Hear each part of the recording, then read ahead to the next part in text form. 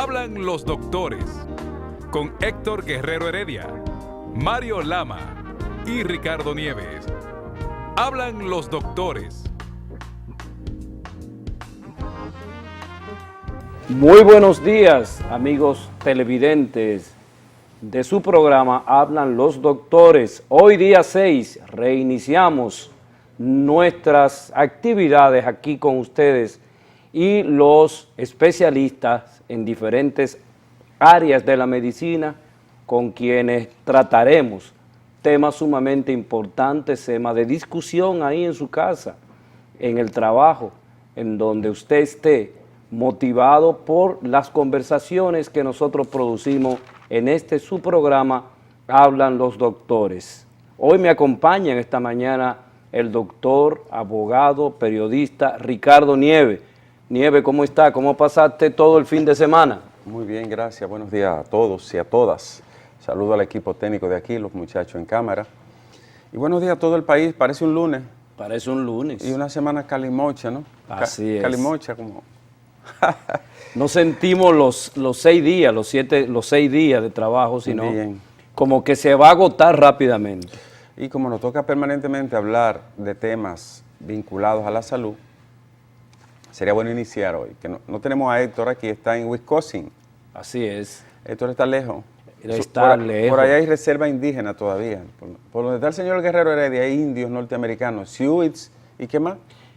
No sé. Pieles no sé rojas, sí, de todo eso. Sí. Pero resulta que él está en un entrenamiento. ¿Con indios? Con indios, justamente. Se entre en todas. No vayan ustedes a sorprenderse si cuando regrese lo ven con una pluma y una flecha y una cosa. Ayer hablé con Héctor a propósito. Estaba una semana de entrenamiento en los Estados Unidos, realmente en Wisconsin, una zona preciosísima, desolada, verde. Porque en eso los norteamericanos también se han cuidado mucho. Mucho espacio. Los norteamericanos preservan su ecosistema de manera sumamente celosa. Ellos tienen mucho espacio, tienen 9 millones de kilómetros cuadrados con todos los climas, todos los recursos naturales, todos los ríos, todos los cañones, todas las costas. Mira, Nieves, es un país con mucha riqueza. En Manhattan, en Riverside, en la avenida que da al río Hudson. Todos esos nombres son indígenas. Así es. De origen, son originarios de los primeros pobladores. Manhattan. Así es. Seattle. Manhattan, como dije. Seattle. Seattle era el nombre de un jefe indio que se llamaba Ciaral. Y de ahí viene, eso es una belleza. Te quería señalar que en esa calle hay un parque alrededor de toda la avenida. ¿En Manhattan? En Manhattan, justamente en la orilla del río Hudson. Y cada árbol de esa parte es medida, es conservada y tienes personas que se dedican a esa conservación, medición de su estabilidad. O sea, los norteamericanos realmente hacen que su país sea lo que es en función del interés que muestran acerca de cosas probablemente tan pequeñas como cuidar de manera celosa los árboles de un parque cualquiera. Bueno, mientras los Estados Unidos conserva eso, en nuestro país se pelea porque se conserve. Miren, la salud, para hablar un poquito de salud, la salud ya no se define como anteriormente y de forma tradicional ocurría. Se hablaba de salud en términos de que una persona o una sociedad estaba sana mientras menos se enfermaba. Así es. Había una relación directa entre la definición y el concepto de salud con relación a la enfermedad. A la enfermedad. Eso cambió de forma diametral en la medida que la sociedad fue avanzando. Ya salud no es ausencia de enfermedad. Así es. Anteriormente, salud era ausencia de enfermedad lo mayormente posible en una persona o en una población determinada. ¿Y hoy cómo se define? Un estado de bienestar psicológico, biológico, económico y social y hasta espiritual. Es decir, la Organización Mundial de la Salud, que es el órgano de Naciones Unidas de todos los países del mundo, que convocan y trazan las pautas para las reglas generales de la salud, vinculadas a todas las normas que emiten los gobiernos y las leyes que tienen los estados para todo el sistema sanitario de una nación, pues esas reglas, es un mecanismo de protección y de definición de inversión económica, etcétera, todo eso está regido y plasmado por la Organización Mundial de la Salud. Y la Organización Mundial de la Salud ha definido que una persona está sana cuando presenta un nivel óptimo, es decir, de calidad, de eficiencia de vida, en su plano biológico, es decir, de su cuerpo, psicológico, de su mente, social, o sea, de su entorno, y espiritual y económico. Es decir, que la persona pueda resolver y realizar la mayoría de sus actividades materiales, económicamente hablando, y que en el plano de su tranquilidad personal e individual no tenga ninguna perturbación o el mínimo de perturbación. Así se define la salud hoy. Y inclusive te voy a brindar un cafecito. ¿Del café aquel? Del café aquel. Ok. Esto va a ser acompañado de agua para que tenga una mejor función. ¿Cómo se llama la doña del café? Se fue. Doña ya Rosa. salió, Doña Rosa. Bueno, gracias doña Rosa, tan temprano que se levanta, ¿ves?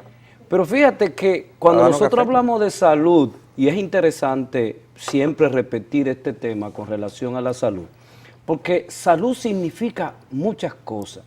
Salud significa ausencia de basura, ausencia del malestar que producen los hoyos en la calle. Salud significa el tú poder disfrutar 24 horas de energía eléctrica. Salud significa tener estabilidad, de diversión, tener la posibilidad de poderte divertir, y la diversión es parte también de la salud. Entonces, en ese sentido, en lo que es nuestro país, nosotros encontramos, por ejemplo, aquí en la capital, ¿qué centro de diversión masiva tenemos aquí en Santo Domingo, Nieves? ¿Tenemos algún centro donde la población capitaleña pueda ir a esparcirse, pueda ir a ¿cómo se dice?, botar esos días de mucho estrés?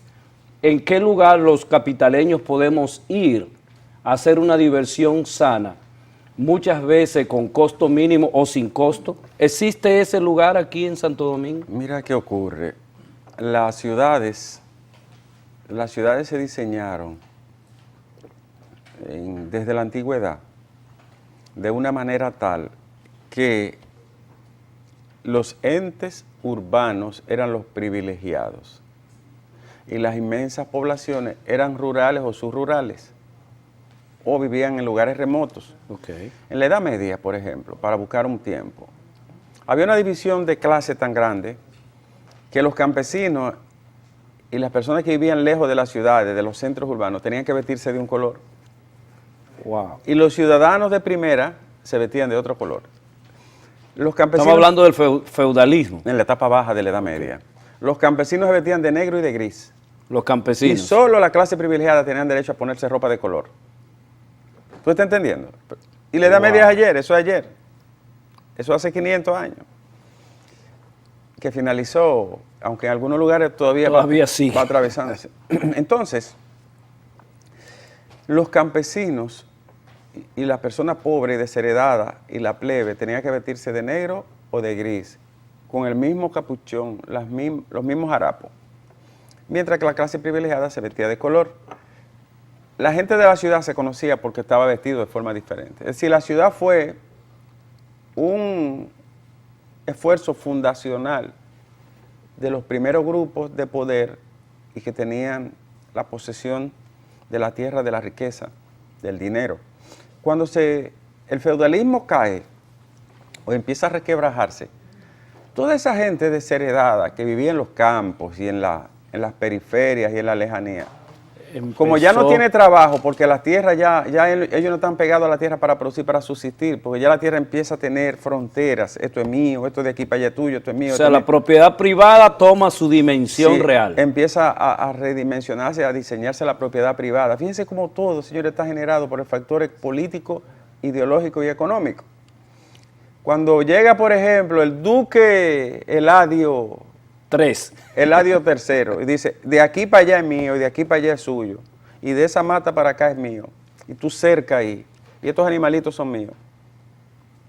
Ese campesino que estaba en el medio de las dos propiedades queda en el aire. Entonces se da el proceso de ruptura de la Edad Media. Y ¿Pero eso fue en la Edad Media o nos sucedió a nosotros? porque nosotros todavía estamos viviendo nuestra Edad Media. Entonces eso genera que toda esa gente quede desplazada porque ya no tiene que hacer. Ellos lo único que sabían era trabajar la tierra como siervos de la gleba, como le llamaban. Siervos de la gleba o de la mambla, que quiere decir gente pegada a la tierra. No podían salirse de ahí.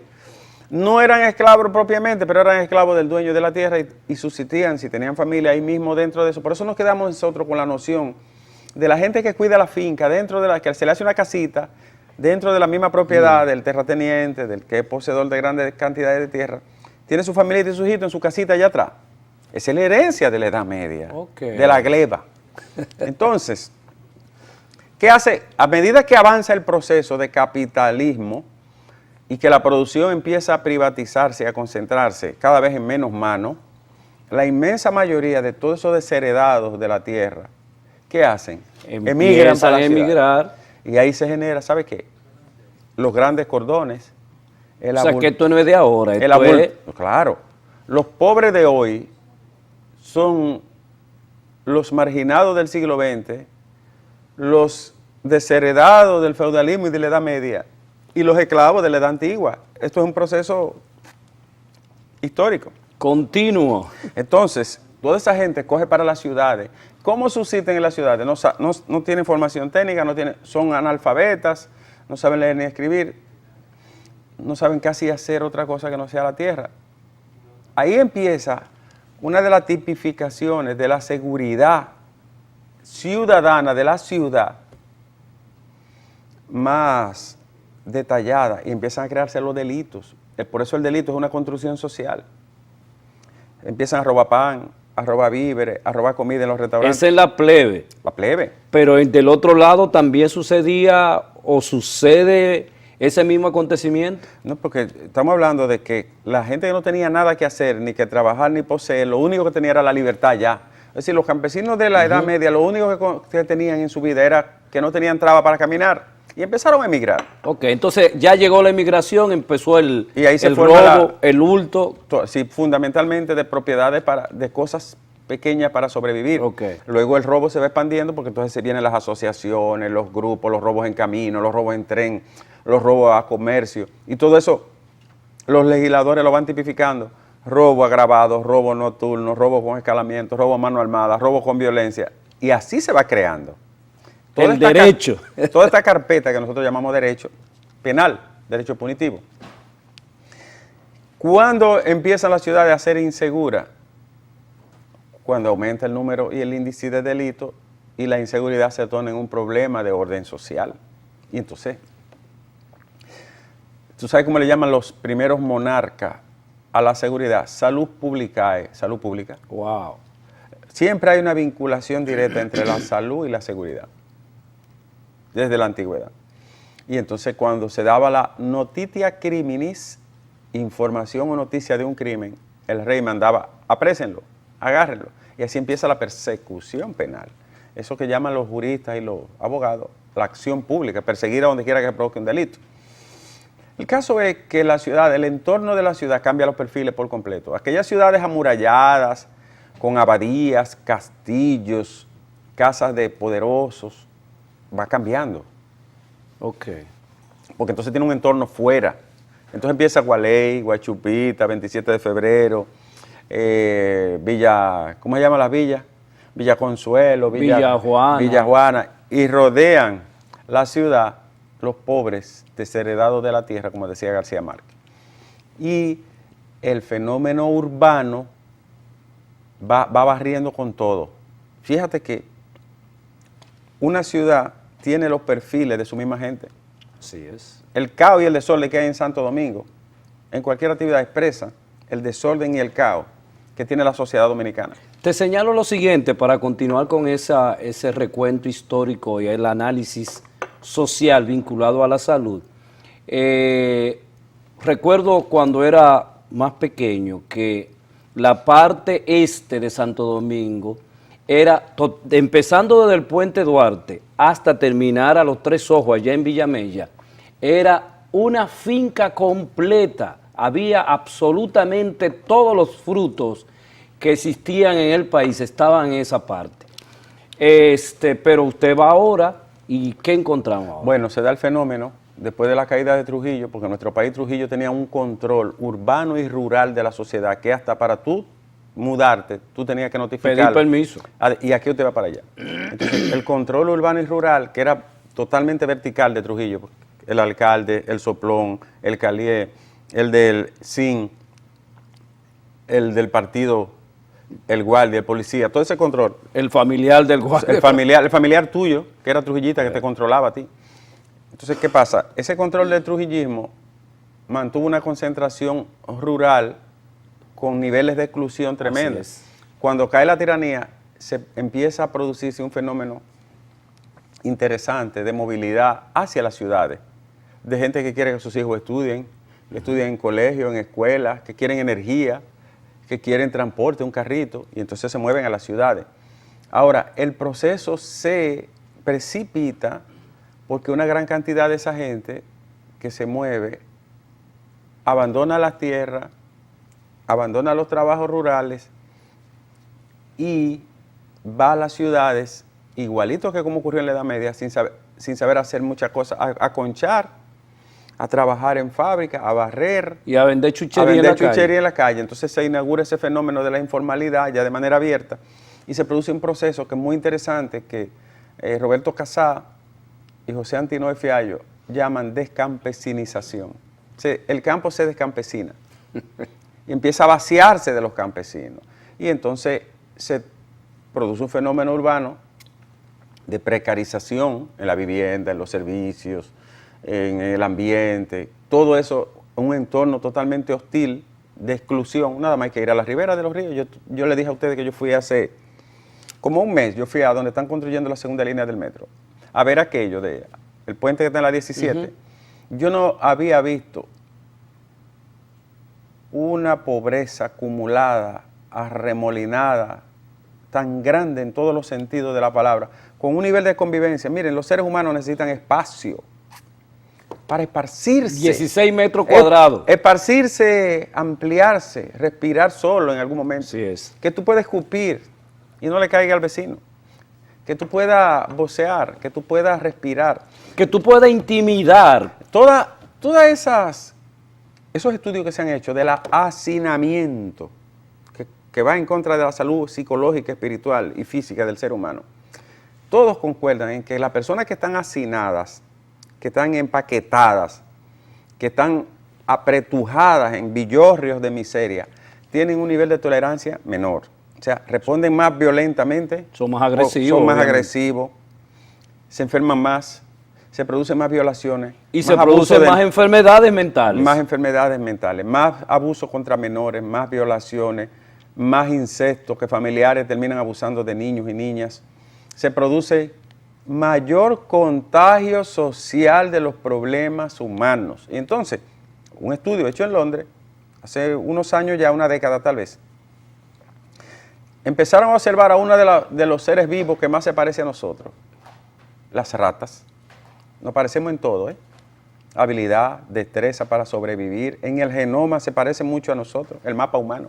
Y por eso las investigaciones regularmente se hacen con ratas. Sí, y fíjense que el país tiene sus ratas con saco y corbata, no me refiero a ti. Muchas gracias. No me refiero muchas gracias, Nieves. No me refiero a ti. Muchas gracias, saco, Nieves. corbata y maletín. Ah, no, yo no tengo maletín. Cuentas de banco, tú no tienes. No, yo no tengo nada. Villas para allá, para el este. Imposible. Entonces, cuentas bancarias en el extranjero. ¿Cómo puede Pero ser? son ratas condecoradas. Ok, pero eso no es el caso. ¿Cuál es el estudio que se hace con las ratas? Que se vincula a la misma conducta humana. Cuando usted la hacina, le da menos alimento y le da menos espacio para moverse, las ratas empiezan a ponerse agresivas. Y llega un momento que cuando no pueden resolver, porque no tienen movilidad, ¿sabes lo que hacen? Se van a una esquina así. A esperar que pase. Y el estudio determina que las glándulas suprarrenales, donde se produce el cortisol, le aumenta de manera fenomenal. se ponen sumamente violentas y al final, tengo pituita como dice la gente, al final terminan suicidándose, dejan de comer, de moverse y de todo. Y lo mata la presión, el estrés, el cortisol. Nadie pasa por ahí, Y se mueren así, mira, de inanición.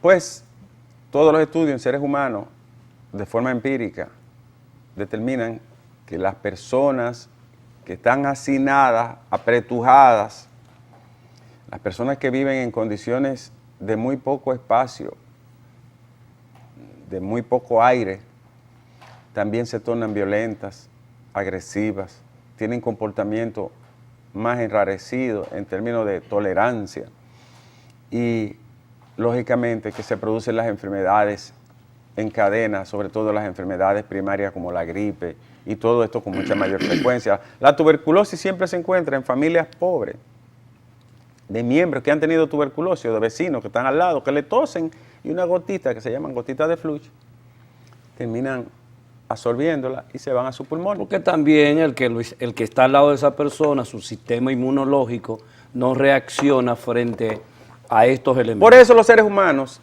ya, para ser saludables, necesitan medio ambiente sano.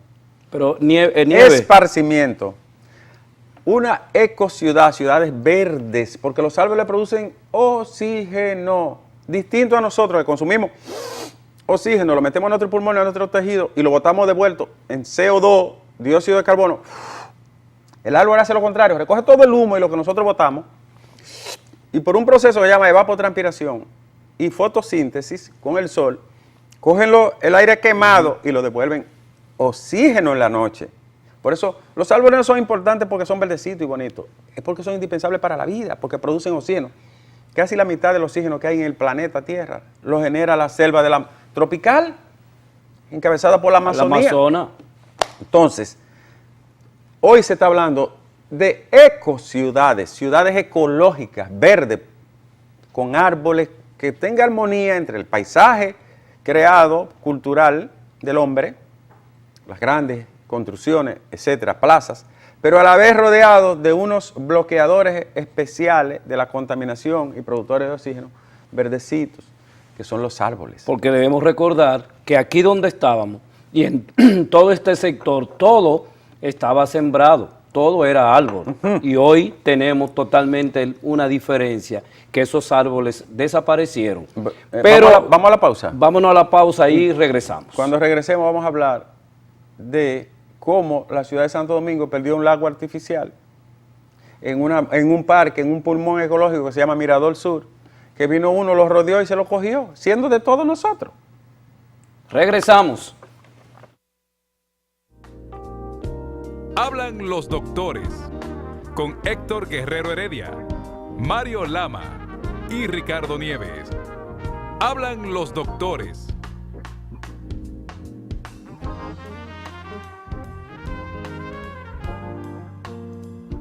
Estamos con ustedes hablando de salud y hablando básicamente de la salud ambiental.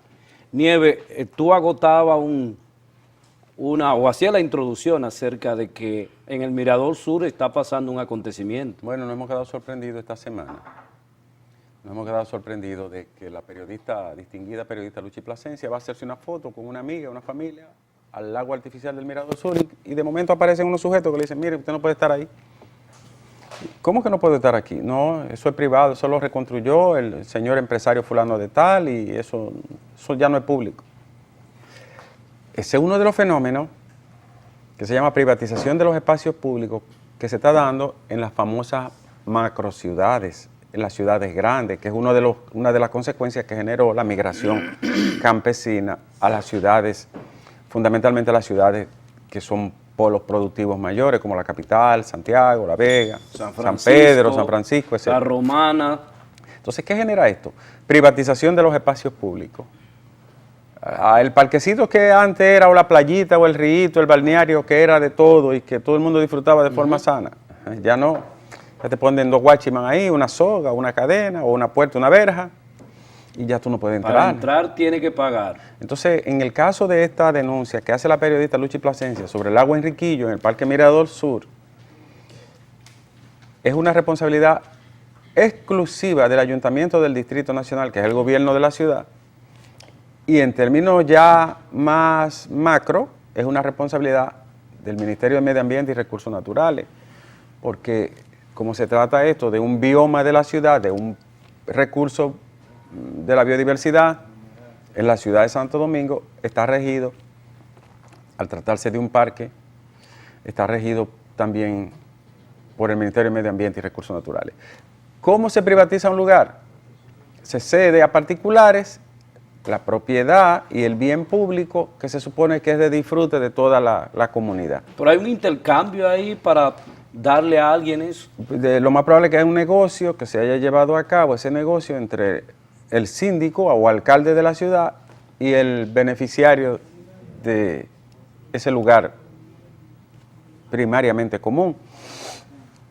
¿Qué traduce todo esto? Y respeto a la ciudadanía, privilegio y primado del interés particular sobre el interés colectivo de la ciudad, y cada vez te van achicando más, porque fíjate que ese viene y privatiza eso, y ya la gente, como no hay autoridad ni hay respuesta pública de la autoridad, la gente lo que hace es que se cruza de brazos y lo da como por un hecho, y luego aparece otro que cerca otro espacio y es de él, y cuando viene a ver, el parque se reduce a una propiedad explotada económicamente por 1, 2 o 3 empresarios, y la mayoría es aislada o empujada a no disfrutar de ese bien público. Eso es uno de los fenómenos frecuentes en América Latina, en nuestro país ustedes lo han visto y lo han vivido, que limita el esparcimiento, que es un derecho humano, esparcimiento de la familia en las ciudades grandes. Porque la diversión, volvemos a repetir esto, es como tú señalas, es un derecho, es una necesidad humana que todo ser, toda familia debe tener para poder estar estable. Pero hay un problema que es un poco más profundo. Yo pienso de que la no existencia de la burguesía dominicana en términos de la estructura y de la significación histórica que representa una burguesía que defiende intereses nacionales, que defiende intereses particulares y que defiende intereses del hombre común en un momento determinado, eso lamentablemente en nuestro país no se creó, no existe. Yo pienso, no sé si tú estarás de acuerdo conmigo, que hay capitalistas, pero no un sistema que se denomine capitalista en República Dominicana que haga que ese tipo de acontecimientos sencillo como tomar parte del parque que nos corresponde a todos nosotros, alguien decida por ese parque. No sé por qué tú te vas al capitalismo y a la creación de la burguesía cuando eso es algo que tiene que resolverlo el ayuntamiento del distrito, que hay una ley que se llama 176 y que hay una ley que es la 6400 de medio ambiente, que manda y obliga, vinculada a la Constitución de la República, a que la autoridad intervenga. Sí, pero lo que me refiero es que, por ejemplo, como no hay un estamento de exigencia, aquí hace todo el mundo lo que le da la gana. Entonces el problema no es que el origen de la burguesía, mi querido hermano, el problema es que el alcalde del distrito es rey, monarca, dueño y señor de la capital, y que su voluntad está por encima de la voluntad general, como en la época de los monarcas. ¿Tú te refieres a Roberto Salcedo? Claro, porque se supone que eso él debió de consultarlo. Él debió de consultar. Si usted va a arrendar el parque, además la gente se opuso a eso. Le dijeron, miren, no privaticen eso. Y como quiera lo hizo por encima de todo el mundo. ¿Qué conviene a que un grupo de ciudadanos o una institución de la sociedad someta un recurso de amparo ante el Tribunal Superior Administrativo, que reconoce los casos de presunta violación, de atropello del uso de su función de un funcionario público, y ahí contra el ayuntamiento del distrito y contra su alcalde, someter un recurso de amparo a la luz de la Constitución republicana y de las leyes adjetivas que complementan este aspecto, sobre todo la de medio ambiente, la misma de salud pública, y en ese recurso de amparo sustancial y fundamental, que ese bien público, ese espacio colectivo que se llama Mirador Sur, no puede ser privatizado en ninguna de sus áreas, porque es de uso, usufructo de toda la población, y cuando eso se somete, entonces un tribunal decida, tú puedes estar seguro que ningún juez con cabello en la cabeza y neurona en su cerebro ¿Qué tú quieres decir? Pues yo no tengo cabello en la Ningún cabeza. juez con cabello en la cabeza y neuronas en su cerebro, o uno de los dos, Amayo, va a muchas fallar a gracias. favor de un interés privado cuando se sabe que ese es un pulmón de lo poco que le queda. Mira, cuando yo decía del diseño de las ciudades, uno de los espacios que tenía la capital era el Centro Olímpico. Así es. Pero el Centro Olímpico se ha convertido en un arrabal porque empezaron a intervenirlo para la búsqueda económica y el robo público, que es la carta de presentación de que triunfo. que tiene este país, lamentablemente en términos políticos. Empezaron a hacerle construcciones absurdas al Centro Olímpico, Dios mío, para alojar a aquello que de grima, para alojar al Ministerio de Deporte, para alojar esto, para alojar lo otro. En lugar de hacer una torre fuera de ahí, o si es posible ahí mismo, pero en un solo espacio, sí. y han hecho como 10 construcciones para dañar el Centro Olímpico Juan Pablo Duarte. Y ese pulmón verde, además de que le metieron un elevado, una vaina ahí de la Ortega y Gasset, ¿tuviste? Sí. Le quitaron una esquina Y grandísima. el metro Y también. le metieron el metro por la Gómez con Kennedy. Pues lo han ido disminuyendo. Cortando y ya lo que cortando. queda ahí es un afrito verde con muchos edificios. Cada vez la gente tiene menos espacio, cada vez la gente tiene menos lugar para esparcirse, para divertirse, para recrearse. Y cada vez la gente tiene menos lugares donde pueda intercambiarse con la naturaleza. Así es, y por eso cuando se Eso del Mirador Sur es un adefesio, eso es un abuso, es una barbaridad que atenta contra la salud, el bienestar, la tranquilidad y la propiedad del pueblo de la capital. Eso es un abuso, eso no debe de permitirse. No debe permitirse, pero realmente está. Y me asombra porque la Junta de Vecinos de Los Cacicazgos es una Junta de Vecinos sumamente responsable, no ha reaccionado todavía frente a esta... Mira otro adefesio, el malecón para parqueo. Meter autos, humo, meter aceite, gasolina y parquear vehículos en el malecón. ¿Tú has visto una cosa igual? Cuando eso es un espacio coralino, marino, visual. Bueno, pero ahí hay también un restaurante ahí que rompió toda la estructura. Pero es que una cosa se haya hecho mal no significa que se siga haciendo de por vida. Paren eso y conserven eso, señores. La tierra, la capital, no es de nosotros, es de todos y los que vendrán. Y si viene marciano, es de ellos también. Usted no puede adueñarse. Una gente lo que dura son 70 años. Ya a los 70 años nosotros estamos babeando y orinándonos en la media, nos damos cuenta por el calientico. Y no importa el apellido que tenga. No importa, mire, usted sea Vicini, Corripio, Barleta, Paliza, Eladio Acosta. ¿Cuál es el apellido suyo? Gil. Estos son unos desarrapados, Gil. No importa el apellido que usted tenga. Después de 70 años, es para abajo que vamos. Y la próstata nos pone así a los hombres. Entonces, nosotros podemos dañarnos de todo y hacernos... no nos van a meter un pedacito del Parque Mirador Sur en la caja. Ni a nuestros hijos, ni a nuestros nietos, ni a nadie. Usted no puede venir a hacerse dueño. Hay que tener un sentido humano de convivencia. Y en 7 días usted no existe físicamente. Pero no, a las 7 horas, cuando usted lo pone en tieso ahí, y empiezan a bañarlo y a empolvarlo, yo no sé para qué le ponen polvo a la gente que va a enterrar. A mí no me pongan polvo, Juana, por favor. No me maquille, ni aquí me maquillo yo. Entonces, ¿por qué usted lo pone en tieso ahí? A las 7 horas, hay unos microbios chiquiticos que lo que están esperando es que usted se muera, que se llaman bacterias sulfidrantes. Y empiezan a comérselo vivo, vivo no, a comérselo muerto por dentro. Por la tripa empiezan. En 7 días. En 7 días. Hueso puro. Ahí lo que hay nada más es una caverna, como unos hoyos que hay por allí, por Boca Chica, cuando uno va manejando. Entonces, ¿qué quiero decirle? Usted no puede disponer y hacer en nombre del desarrollo, entre comillas, con minúscula. Porque no hay ningún desarrollo, nada, desarrollo para el bolsillo de un grupito. Usted no puede disponer de los bienes públicos, del espacio público, de la salud pública, como decían los monarcas en la Edad Media. Usted no puede disponer y echársela en el bolsillo, en su cuenta de banco. Pero las autoridades son peores, porque consienten eso, apoyan eso, lo permiten y se hacen de la vista gorda. Es lamentable que la salud social... urbana... Hay un jurista que decía que la justicia es la felicidad social posible. Wow. Hank Kelsen decía eso. Es una aspiración de la felicidad social posible. Usted puede hacer de todo, siempre y cuando no dañe al otro. Usted puede brincar, tornar, saltar, pero trate de no caerle arriba a los pies de nadie, porque ahí radica la libertad. No interrumpe el sueño de los demás. Entonces, repetimos que no se puede hablar sin salud, sin esparcimiento, sin diversión, sin espacio verde, sin oxígeno limpio. Así es. Porque sin ya, playa no contaminadas. Sí, sin ríos, sin árboles. Ya salud no es ausencia de enfermedad, es un conjunto complejo de manifestaciones vitales, sociales, económicas, espirituales, que el ser disfruta Así es. en su breve estadía en la tierra. Porque es breve lo que nosotros damos aquí. No vaya a creer que nadie dura 200 años. Esa es otra Los ricos creen que van a durar 200 años y se inyectan una vaina.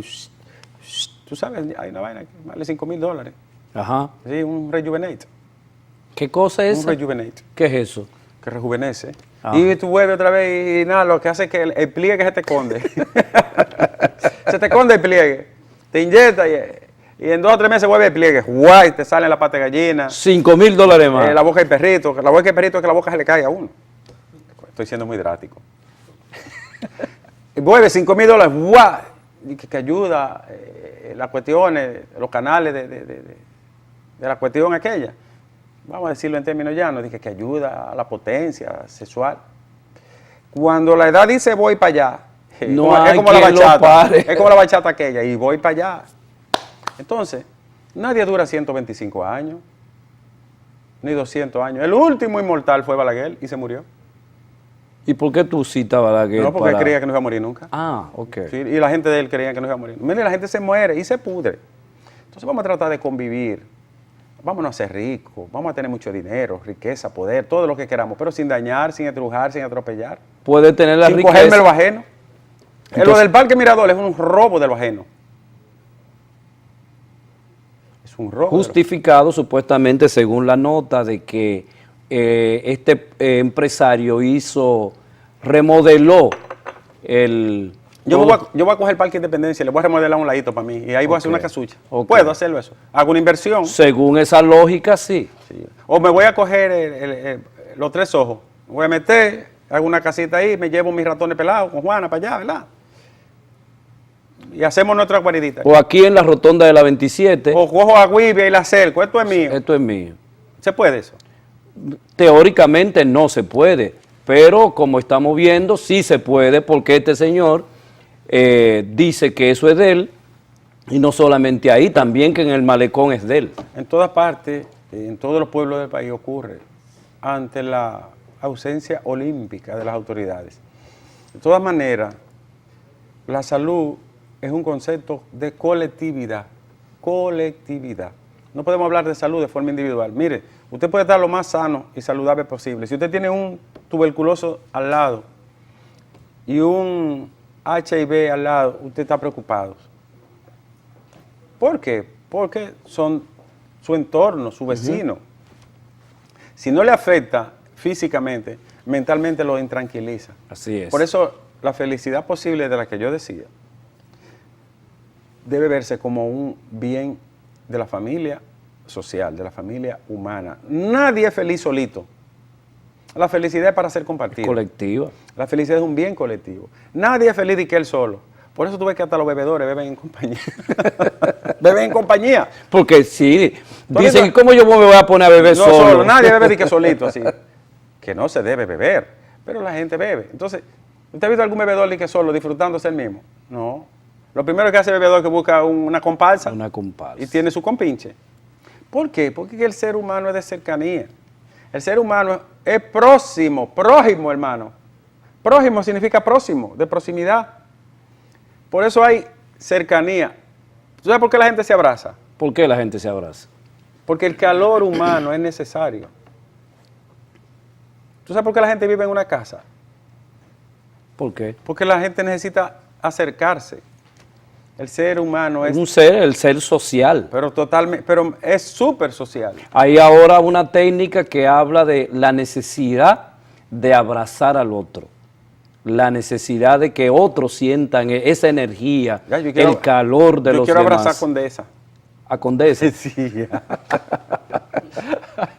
Mira, la necesidad es que los seres humanos son como las moléculas. Se atraen o se distraen. Cuando se distraen hay problemas. Ahí viene la delincuencia, los divorcios, la agresión, la violencia de género, el individualismo, Extremo. el extremo, la frialdad, la falta de solidaridad. Pues eso son distracciones de estas células, de estas moléculas humanas que somos nosotros. Cuando hay atracción, la vecindad, la cercanía, la solidaridad, el afecto, el compadre, el amigo, el bautismo, el jueguito en el club. Esos son los valores que hay que proyectar, promover y que nosotros debemos propalar y practicar. Y que la gente busque sus derechos, que la gente exija el derecho que le corresponde, que nos corresponde a nosotros, a todos. Como el derecho que tienen la gente de este canal a decirnos que ya terminamos. Así es, y que será hasta el día de mañana cuando nos encontremos en otro programa. Y como recuerde que el cáncer es la expresión más grande del individualismo y del egoísmo. El cáncer ocurre porque las células se vuelven egoístas y se van solas a reproducirse solas. Y como se reproducen solas, no obedecen al control de todo el organismo y entonces se vuelven malas. Y esas células malas, solitarias, individuales, egoístas, son las que provocan el cáncer.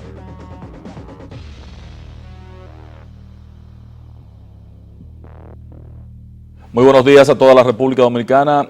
Aquí iniciamos lo que pasó posterior a la participación de los médicos.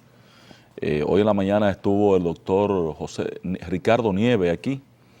La verdad que siempre es agradable conocer del contenido del material que preparan estos muchachos. Señores, hay dos temas con el que yo quisiera iniciar el programa en el día de hoy. En breves instantes estará con nosotros nuestro amigo Domingo Páez, que es el productor, jefe, guía y dueño y señor de este espacio.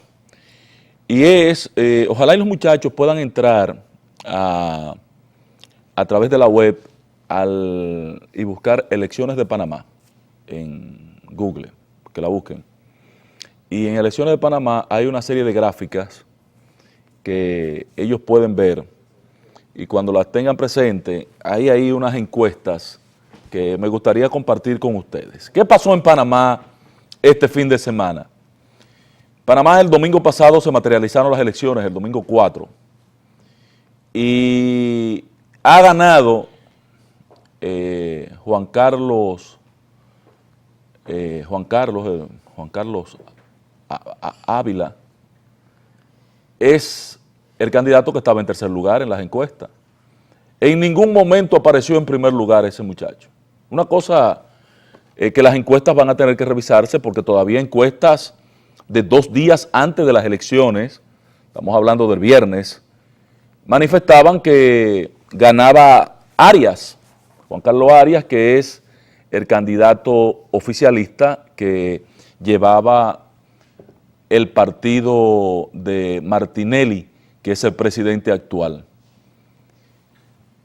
Este joven, este señor, que acaba de ganar, tiene unos 50 años de edad, es el vicepresidente actual de la República, pero fue por otro partido como candidato, en un rompimiento que tuvo con el presidente Martinelli. Y sin embargo, las encuestas nunca lo sacaban de un 21%. A lo más harto que los llevaron en las mediciones, que fue en la última semana, lo llevaron a 27, 26. Y a quien estaba en primer lugar le daban un 39, un 37. Bueno, pues quien estaba en primer lugar terminó en... Hay una gráfica de las encuestas, si la pueden ver los muchachos ahí. Ahí están los 9 precandidatos que participaron en las elecciones. El número 4 es el ganador. Entonces, pero si pueden abrir buscar la encuesta, que son las encuestas las que me interesan, para que la gente vea cómo las encuestas planteaban a este hombre en una posición de tercer lugar, permanente, constante, en una acción que involucraba al gobierno, que quería imponer un candidato. El PRD de Panamá, que es hermano del PRD de República Dominicana, quedó en segundo lugar. Yo creo que bien posesionado, pero el PRD de Panamá va a tener que revisarse. ¿Qué ha pasado con el PRD en Panamá que no levanta vuelo? Que aparece un fulano y del tercer lugar con un partido improvisado, partido panameñistas, ¿cómo se llama este partido? Gana las elecciones y el PRD, el partido de Torrijos, no ha ganado unas elecciones después de que Martín fue presidente. A Martín lo sacaron con la sábana por un canto y no ha podido ganar unas elecciones de ahí en adelante. Entonces yo creo que el PRD, no solamente en República Dominicana, sino también en Panamá, debía darse una revisadita, porque tenía un buen candidato, el señor Navarro, un buen candidato. Sin embargo, no fue posible. Apenas llegó, quedó en tercer lugar y llegó apenas a un 27, 29%. No pasó de ahí. Miren una de las encuestas que le da al señor Juan Carlos el tercer lugar y al señor Navarro lo daba ahí en segundo lugar, que es el del PRD, y al señor Arias le da en primer lugar. Permanentemente ese fue el resultado, la permanente en las encuestas en Panamá. El resultado, eso fue agosto del año pasado, pero si ustedes buscan reciente, esa fue la constante. Un tercer lugar para el señor vicepresidente, que hoy es presidente de la República. Igualmente, quiero invitar a los amigos televidentes a que reflexionen sobre un informe que ha preparado Derechos Humanos respecto de Venezuela.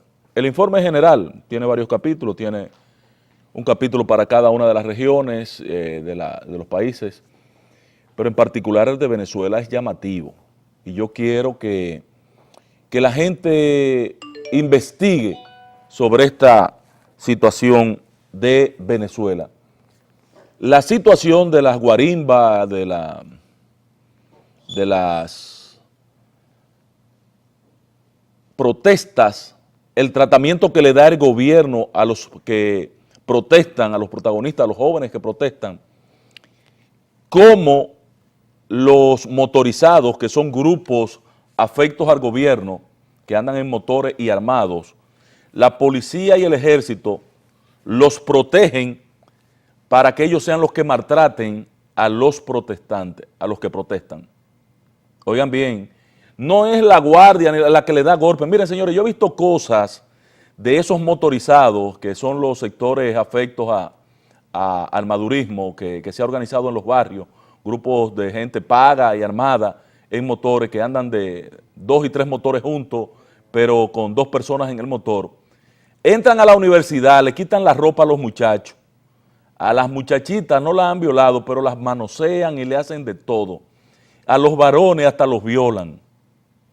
Señores, lo que está propiciando Maduro en Venezuela es una cosa espantosa. Eso no es socialismo.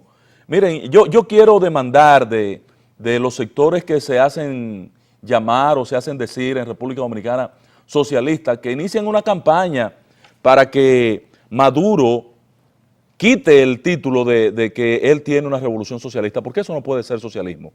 El socialismo que yo conozco no es eso. Además, no existe la posibilidad de que el socialismo se materialice al margen de la democracia. No existe la posibilidad. Entonces, ojalá y aquí la gente deje el fanatismo y entienda que lo que está pasando en Venezuela, que lo plasma el informe de Derechos Humanos en el capítulo Venezuela, y le invito a que lo vean. Yo lo puse a circular en mi cuenta de Twitter ayer, y ahí está el texto completo, íntegro, cuál es el informe de Derechos Humanos. Léanlo y ustedes se van a dar cuenta las atrocidades que se cometen en Venezuela, el abuso del poder, el abuso sobre los derechos humanos. Y ayer, lunes, en Venezuela era laborable, se iniciaban las clases en las universidades. Bueno, pues si ustedes buscan los medios en la noche, Las universidades habían 2 universidades encendidas en llamas. Candela le dieron los motorizados a las universidades porque los estudiantes decidieron no aperturar clases, sino continuar la protesta contra el gobierno. ¿Por qué? Porque hay miles de muchachos que están presos, de los muchachos, de los estudiantes, sus compañeros de estudio. ¿Ahí cómo van a comenzar la clase con los compañeros de estudio presos? Pero eso lo pueden hacer aquí, pero no allá, porque aquí hemos perdido la orientación, pero esos muchachos en Venezuela tienen claro cuál es el rol de esa juventud frente al desastre que está llevando a cabo como gobierno el señor Maduro. De todas maneras, invito e insisto en que nuestros amigos televidentes participen de esa muy interesante informe de derechos humanos que ha preparado la ONU. Y en la América Latina sobresale de manera significativa la situación de Venezuela. Vamos a hacer una pausa y cuando regresemos yo quiero hablar con ustedes del tema Jenny Berenice y Víctor Díaz Rúa. Vamos a la pausa.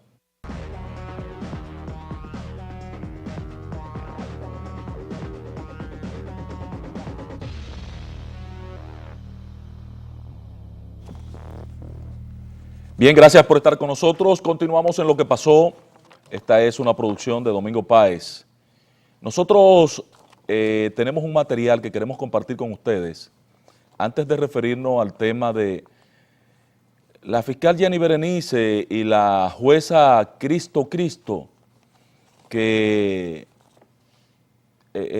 inaceptable, señores, el comportamiento, lo que está pasando con Jenny Berenice es digno de preocupación ya de la sociedad y vamos a reflexionar sobre eso en un momentico, pero primero vamos a ver estas imágenes que nos enviara desde la Presidencia de la República el equipo de comunicación respecto de la visita del presidente a 3 provincias el pasado domingo en la parte noreste del país. Visitó Samaná, visitó San Francisco, estuvo en el Bajo Yuna, varias visitas, estuvo en La Fali, en Pimentel, el presidente hizo un buen recorrido. También ayer el presidente aprovechó el día de fiesta para recorrer otras zonas del país, pero vamos a participarles de estas 3 provincias que visitara el presidente el pasado domingo.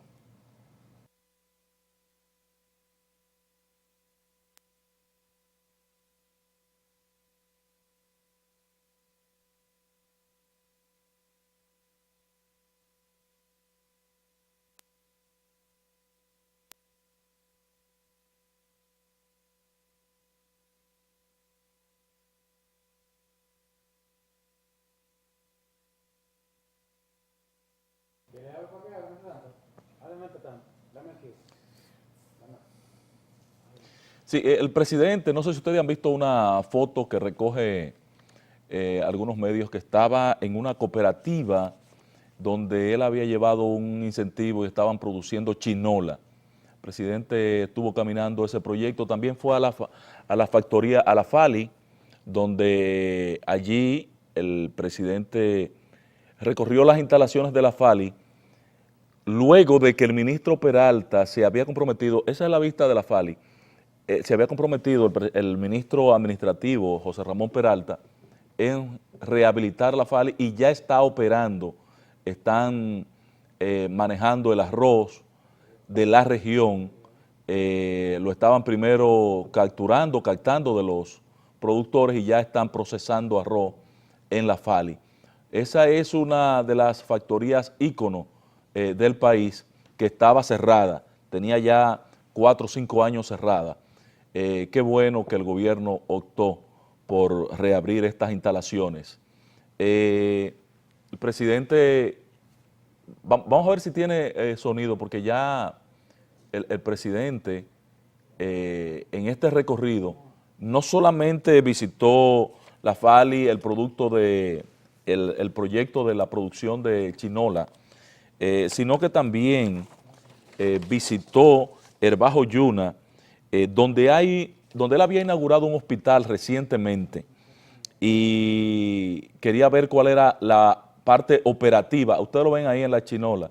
La foto que sale en los periódicos hoy, que casi todos la captan, es del presidente cruzando, mírenla ahí, cruzando por debajo de una mata de chinola que tienen una enredadera, más o menos 1 metro, metro y algo, 1,5 metros de altura, se colocan las enredaderas, y entonces el presidente está haciendo el ejercicio que acostumbra a los fines de semana.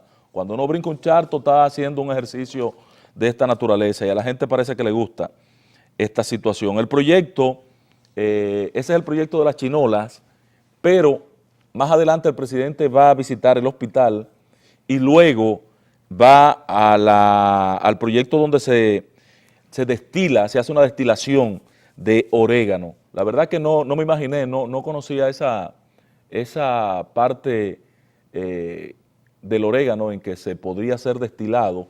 La verdad, es un ejercicio interesante, ojalá y pudiéramos verlo, pero parece que está un poco más adelante porque aún están ahí en la factoría de nuevo. Bueno, señores, vamos a regresar aquí. Miren, el caso Jenny Berenice. Jenny Berenice, ustedes recordarán, hace alrededor de 2 años inició el gobierno de Danilo Medina y poco tiempo después se instrumentó un expediente. Días después, eso fue prácticamente saliendo, eso estaba preparado, ese expediente. Un amigo nuestro, con algunos abogados también amigos, prepararon un expediente y luego una asociación de abogados, un conglomerado de abogados que ha quedado desacreditado en el país, el Consejo de Abogados, no sé qué, una cuestión ahí, de nuestro amigo Junior, eso quedó desacreditado. Fueron y presentaron otra querella con el mismo tema. Ellos terminaron retirándola, dice que los documentos que le presentó Víctor Díaz Rúa les dio satisfacción y retiraron la querella. No se ha dicho cuáles fueron los documentos que le presentó Víctor Díaz Rúa, pero todos suponemos cuáles fueron. En el caso de Jenny, comienza la investigación sobre el expediente de corrupción en torno al asfalto, a la importación de asfalto, al almacenamiento de un asfalto, unos cheques que por valores de 10, 5, 15 millones de dólares se hicieron 2 días antes de Víctor Díaz Rúa salir de Obras Públicas. Millones de dólares, señores, sobre un almacenamiento que estaba pendiente de pago en los almacenes que están aquí en Jaina para el AC30, almacenamiento que 1 o 2 instituciones son las únicas que tienen capacidad para almacenar AC30 en la República Dominicana, que es un producto muy exclusivo y muy delicado para su almacenaje. De todas maneras, Víctor es sometido por el amigo Aguas Vivas al asunto de la justicia y comienza la investigación y todos apoyamos, y yo de manera particular hice grandes intervenciones apoyando, porque creemos necesario que si hay corrupción, si la investigación delata que hay corrupción, Víctor Díaz Rúa sea sancionado. Ahora, ¿qué ha pasado? Jenny Berenice tiene retenido el expediente de Víctor Díaz Rúa ya hace 2 años. Ella de agosto del año 2010 a la fecha aquí, lo tiene ahí retenido y no termina la investigación y este señor está sometido a un cuestionamiento permanente, sostenido de los medios de comunicación, de la sociedad, porque no ha concluido la investigación y prácticamente la sociedad lo da como un delincuente, como un ladrón, como una gente que se llevó unos cuartos, cuando todavía la investigación no ha terminado. Y uno se pregunta, ¿pero por qué Jenny Berenice no ha terminado esta investigación y somete a la justicia al señor Víctor Díaz Rúa? Bueno, transcurrido este tiempo, parece que los abogados de Víctor Díaz Rúa le han dicho, y ustedes recuerdan el show que se dio hace poco con Jenny Berenice, porque la iban a quitar del puesto, y ella se agarró del tema de que era porque ella iba a someter a la justicia a Víctor Díaz Rúa, que ya tenía el expediente preparado para someterlo a la justicia y se armó un show inmenso con ese tema, de dimensiones extraordinarias.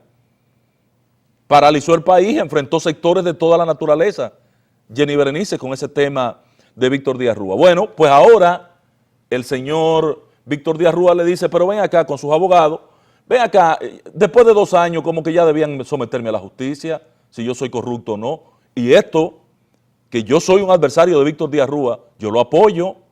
O sea, tú no puedes mantener una gente 2 años en la palestra pública con candela por arriba y por abajo, diciendo lo que lo está investigando de corrupción. ¿Y cómo es posible que en 2 años no se pueda preparar un expediente y someterlo a la justicia? Bueno, pues decidió acudir a un juez, y en este caso es una jueza, la jueza Cristo, no sé por qué le ponen ese nombre a una gente.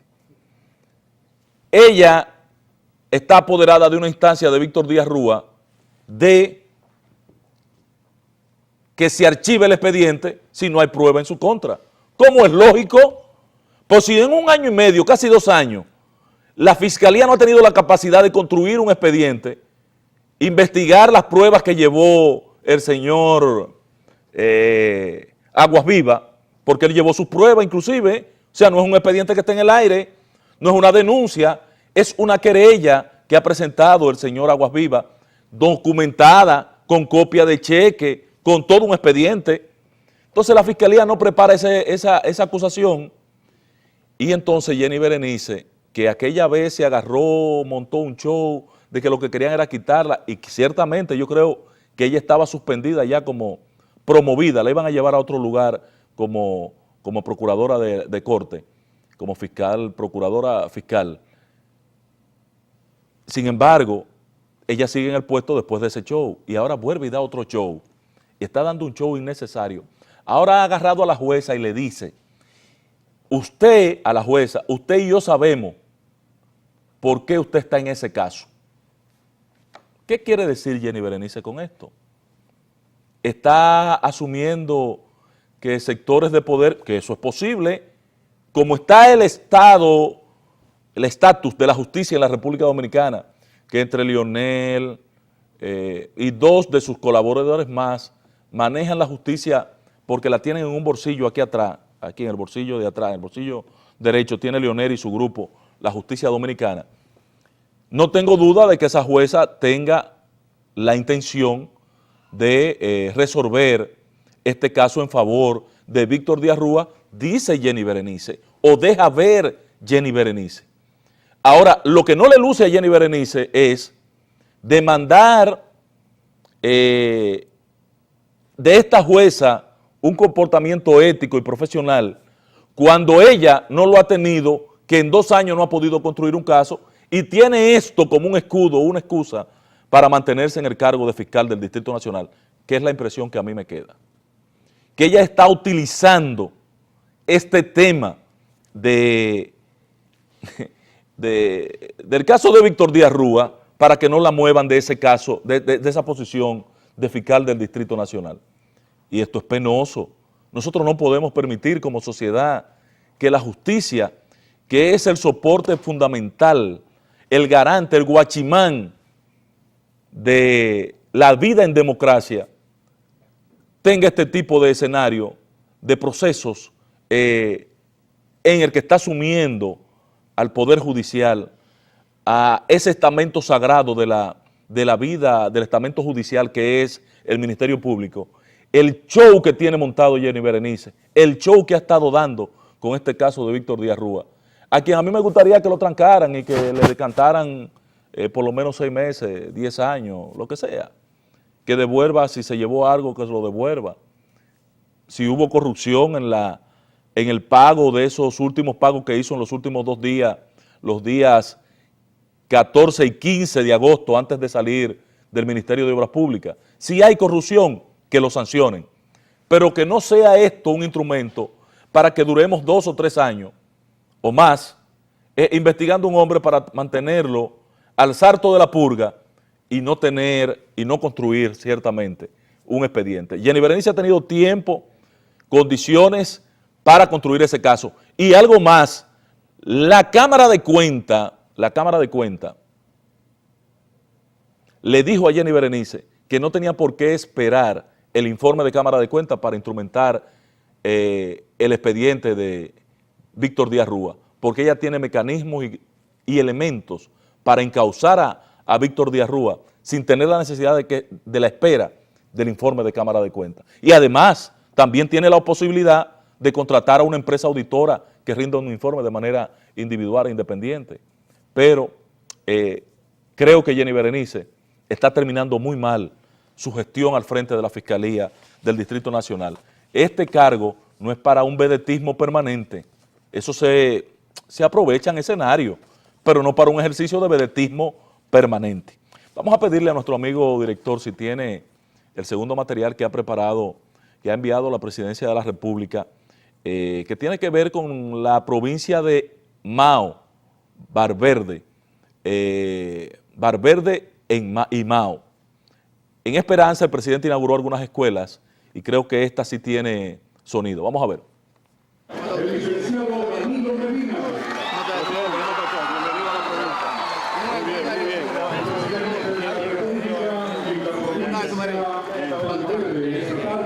Bienvenido a nuestro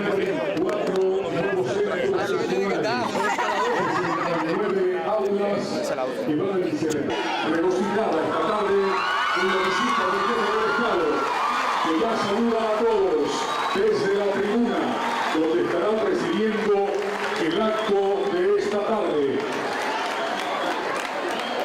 La transmisión de este acto de Canal 4, Telecentro, Canal 13, RNN, Canal 27, Teleuniverso, Canal 29, Radio Educativa Boliviana.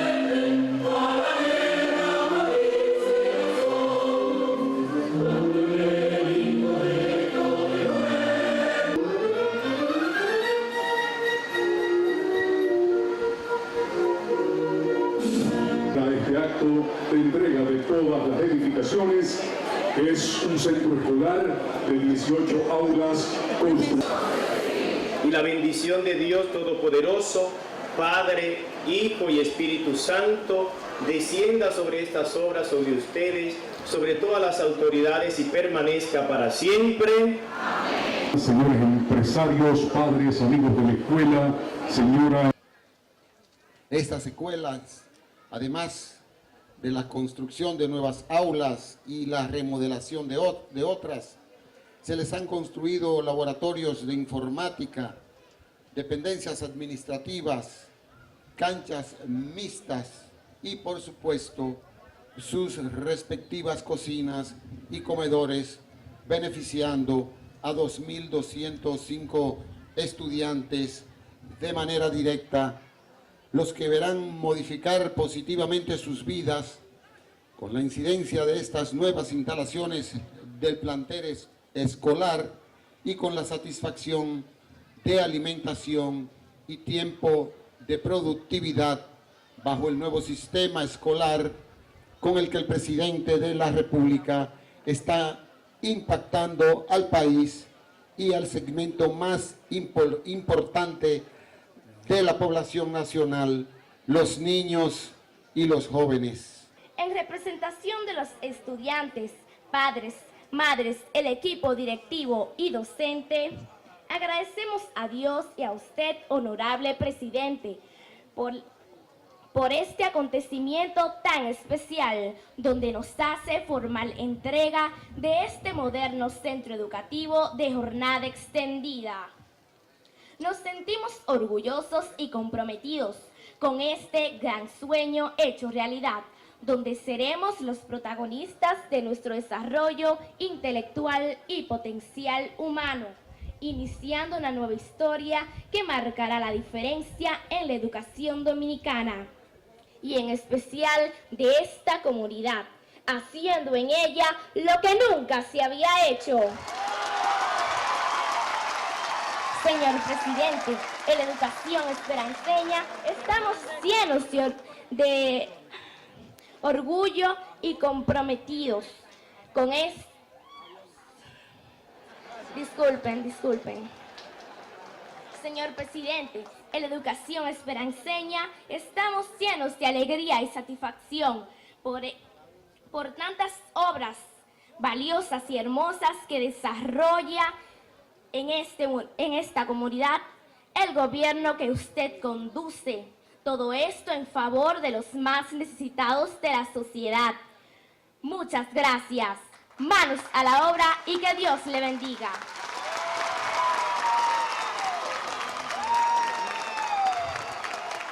Carolyn, mucha determinación, una presencia recia.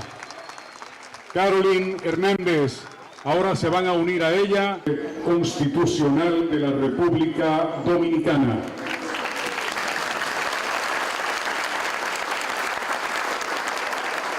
Es un justo reconocimiento al jefe del Estado. A partir de esta realidad arranca el nuevo paradigma.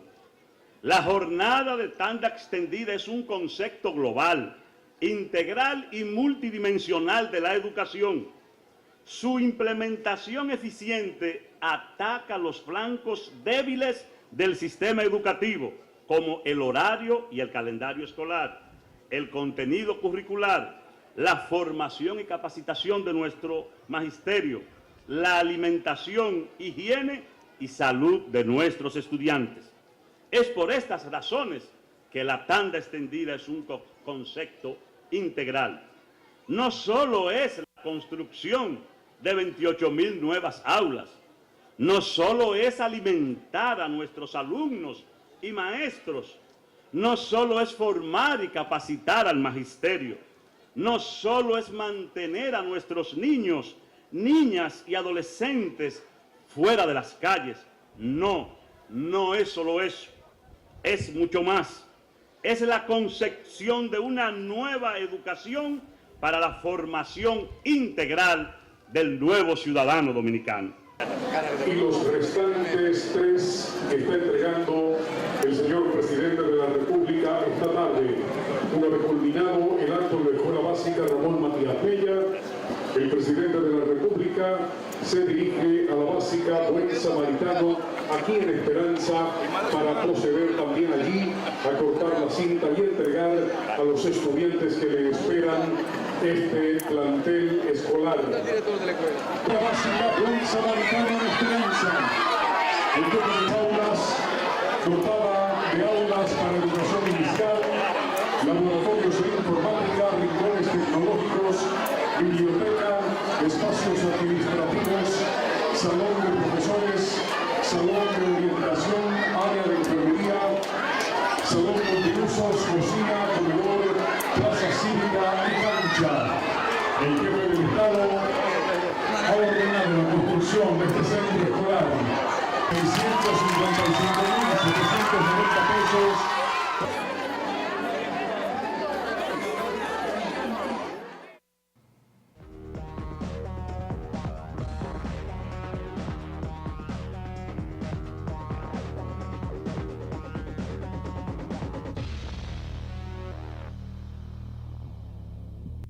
Gracias, señoras y señores, por estar con nosotros. Esta es una producción de Domingo Páez.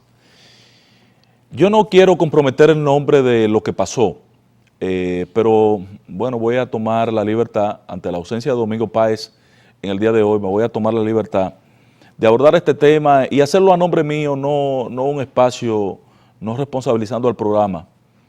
El padre Serrano, que todos conocemos, que es el principal protagonista junto al Centro Bonó de la protección a los haitianos que de alguna manera obtuvieron, o ellos, o dominico-haitiano, vamos a decir, para no lucir radical, ¿verdad? A los dominico-haitianos de ascendencia haitiana, a las personas de ascendencia haitiana que están radicados aquí, que obtuvieron documentación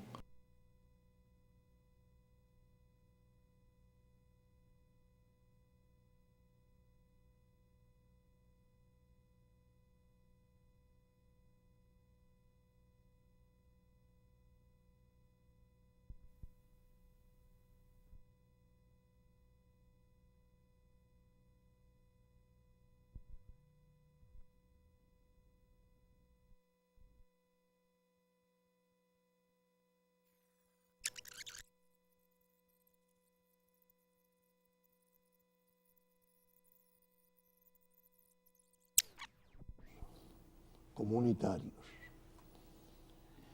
Y solo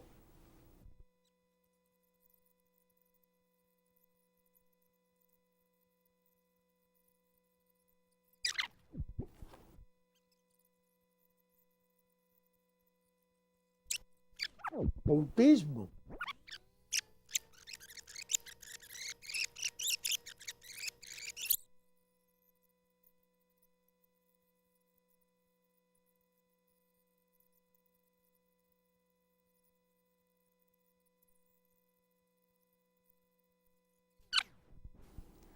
El código es una manea en lugar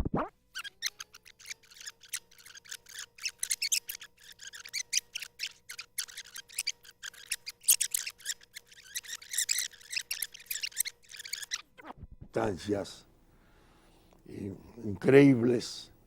Se habla de una posible confusión porque eran vecinas, un auto parecido, ¿cierto?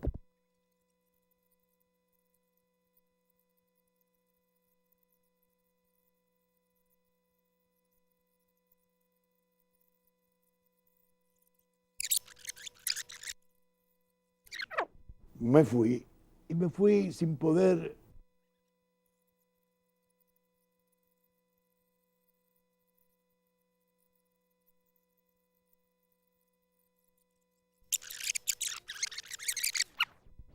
Miren esto, les advierto, no quiero jactancia, no quiero vanagloria, ni ponerme de loco viejo, como dicen, creyéndome que fui la estrella del evento. No, de ningún modo.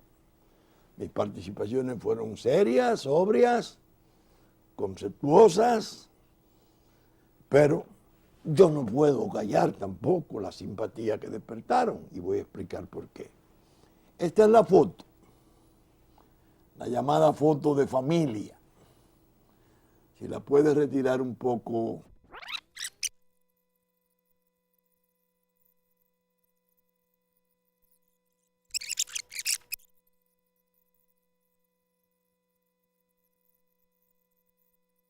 La condición que sea, ellos no quieren bajo el esquema de naturalización con el que yo estoy de acuerdo.